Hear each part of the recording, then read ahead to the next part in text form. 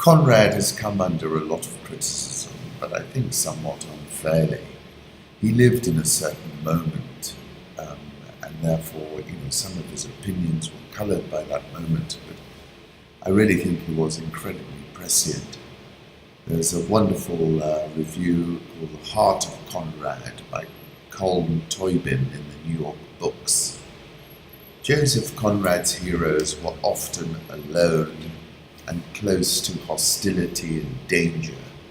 Sometimes when Conrad's imagination was at its most fertile and his command of English at its most precise, the danger came darkly from within the self.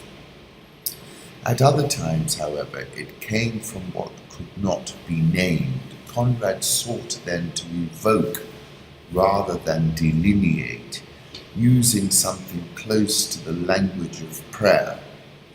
While his imagination was content at times with the tiny, vivid, perfectly observed detail, it was also nourished by the need to suggest and symbolize.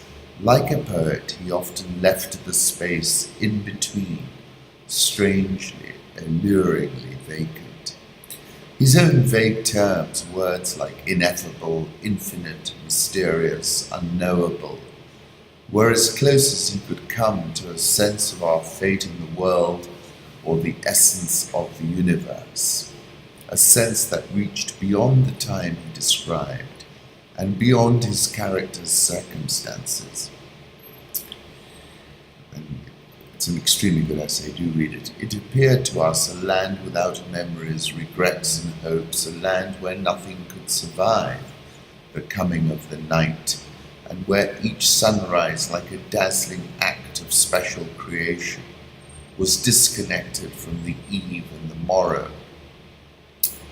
In rereading The Secret Agent, he discovers characters and phrases that strike him as real in a way they had not before. He notes a phrase, "the exasperated vanity of ignorance," about one of the terrorists in the book who took the part of an insolent and venomous evoker of sinister impulses which lurk in the blind envy and exasperated vanity of ignorance. After 9/11 and the rise of Islamist terrorism, I was startled to remember that the same author who condemned imperialism in The Heart of Darkness had also written The Secret Agent, which centers around a terrorist bomb plot in London. After the 2008 financial crisis, I found Conrad in Nostromo, 1904, portraying multinational capitalism getting up to the same kinds of tricks that I had read about in the daily newspaper. As the digital revolution gathered pace, I discovered Conrad writing movingly in Lord Jim, and many other works about the consequences of technological disruption in the industry he knew best, shipping. As debates about immigration unsettled Europe and the United States, I marveled anew and afresh at how Conrad had produced any of these books in English, his third language, which he'd learned only as an adult.